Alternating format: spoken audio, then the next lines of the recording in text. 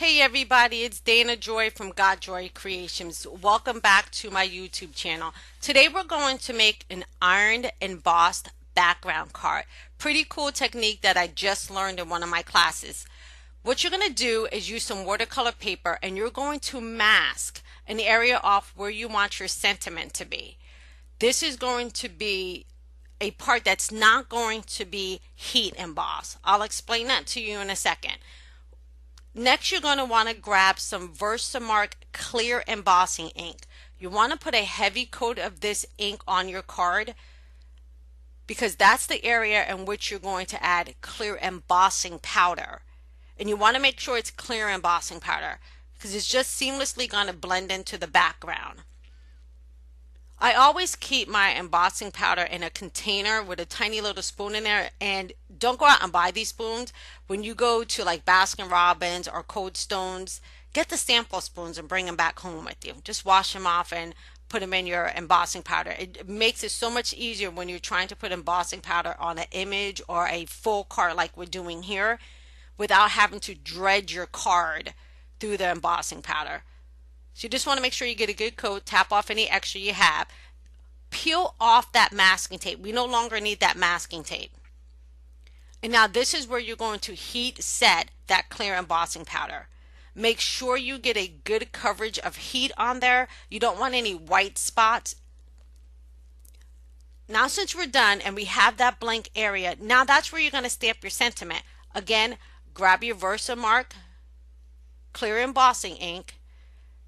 Dab it on your sentiment. This one here I believe is from Paper Smooches. And stamp in that area that's not embossed. Okay, again, we're going to go right back into our embossing powder and we're going to just now emboss that sentiment. Make sure you get good coverage on that one. Tap, tap, tap off any extra. And grab your heat gun, and emboss just in that area as well. Flick off any extras any extra powder that spilled because you don't want that to be part of your card. Okay, once you're done, you're going to pick your ink medium to run across this card. You're going to need a watercolor ink. So I grabbed my H2O pods. I've had these pods for years now. They never go bad because all you have to do is spritz some water into them and the ink comes back, or the pigment actually comes back alive. Just mix it up a little bit, mix in the water rather into the ink. Now make sure your card is wet. You're going to want some water on that card because this is what's going to actually move that ink once you put it down. So I'm just going to go in with some of my blue and I'm going to start off right around the sentiment part. You can do as many colors as you want. I'm going to go in with that green now. Kind of heavy. Again, you want everything to be first centralized off of your sentiment there. My card's not wet enough, so I'm going to have to spritz it with a little bit more water because I'm not getting the effect that I want. I really want that ink to move on that card.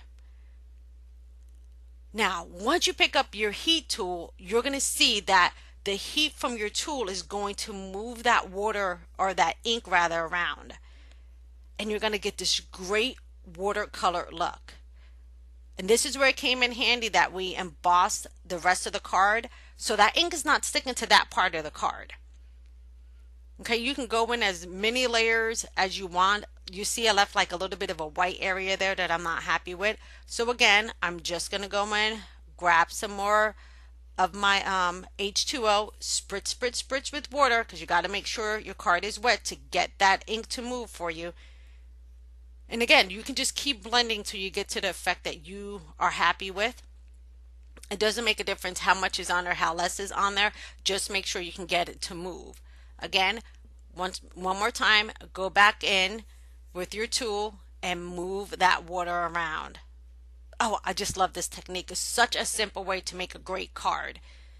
I'm just going to tap off some of the moisture because now what we're going to do is grab our iron that you use with your regular clothes, and you're going to peel off some of that embossing powder that we stamped on there earlier. Remember, that was just the border to keep our ink from running. So all you're going to do is grab some copy paper, place it on top of the card, Use your iron on a medium setting, no steam. You do not want steam on this. And you're just going to gradually go all over that card, and it's going to pull up some of that embossing powder. Now it's going to be a little tough in spots, and that's okay, because you're going to see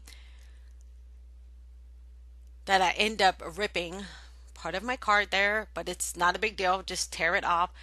Again, you're going to go back in with another piece of copier paper and do the same exact thing again.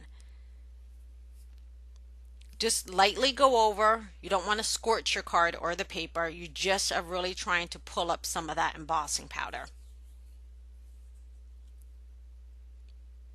And peel away. See, that time is a lot easier to peel off. And there you go. You have your very first iron embossed card. Check it out. Nice watercolor look.